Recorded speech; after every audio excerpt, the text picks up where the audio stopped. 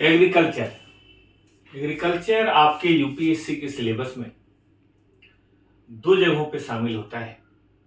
एक तो जीएस में फर्स्ट पेपर के अंदर ज्योग्राफी के अंदर एग्रीकल्चर, जिसमें ज्योग्राफिकल एस्पेक्ट होते हैं, उसके अंदर है। और दूसरा इकोनॉमिक के अंदर जीएस पेपर 3 के अंदर ये शामिल होता है।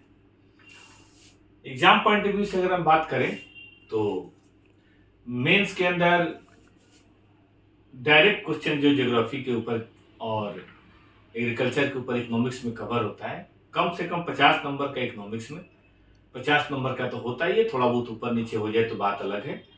और उधर आप मान के चलिए कि एक क्वेश्चन करीब 10 से 15 नंबर ज्योग्राफी में, जो क्रॉप्स के पैटर्न वगैरह पे होता है। और अगर हम पब्लिक एडमिनिस्ट्रेशन की बात करें, क्या बोलते हैं, पब्लिक एडमिनिस्ट्रेशन नहीं, अगर हम बात करें पीटी की प्रिलिमिनरी की, तो उसके अंदर 4 से 5 क्वेश्चन हर साल 3, 4, 5 क्वेश्चन होते ही होते हैं। तो इसलिए ये one of the important portion है। आइए थोड़ा सा इसका इंट्रोडक्शन आपको देते हैं। देखिए, एग्रीकल्चर की अगर हम बात करें तो इकोनॉमी के पॉइंट ऑफ व्यू से मैं बता रहा हूँ, ज्योग्राफी के पॉइंट ऑफ व्यू से नहीं।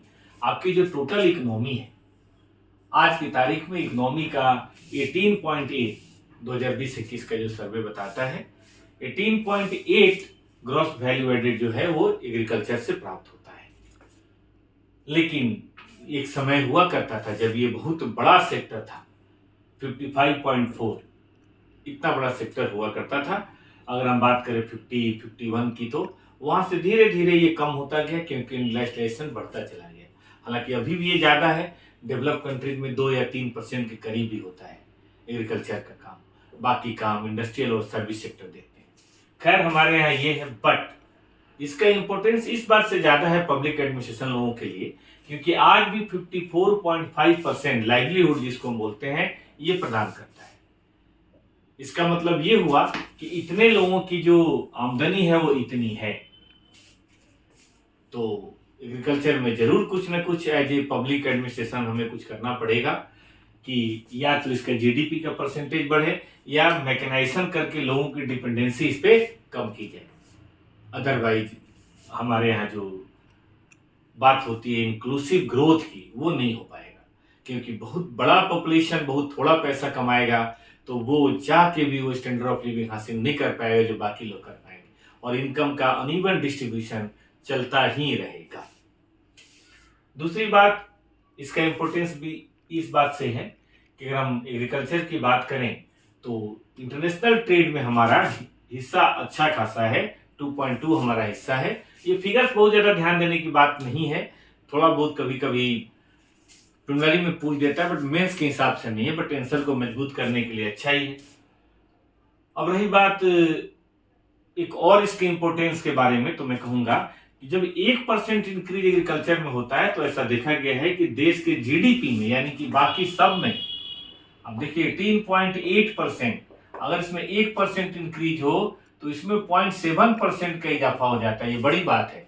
इसका मतलब ये हुआ कि एग्रीकल्चर प्रोडक्ट बेसिकली सपोर्ट करते हैं मैन्युफैक्चरिंग को, उनको रॉ मटेरियल प्रदान करते हैं और फिर वो और आगे वैल्यू एडिशन करते हैं, सर्विस सेक्टर का भी विकास होता है।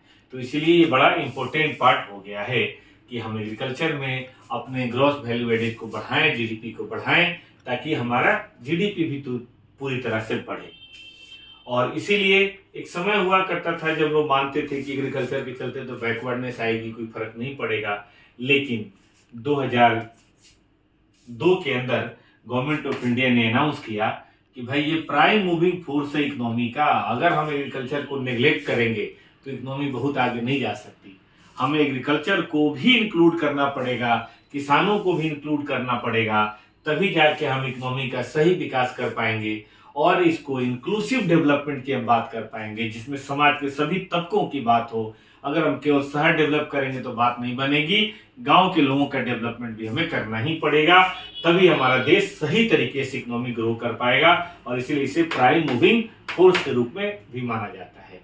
तो ये इसके फीचर्स हैं जो बच्चे आपको ध्यान देना है, ताकि जब कभी भी अपने क्वेश्चन को इंट्रोड्यूस करना हो एग्रीकल्चर का कोई भी क्वेश्चन, तो ये बैकग्राउंड आपका फ्रेम करेगा और इससे आप अपनी आगे की बातें कर सकते हैं।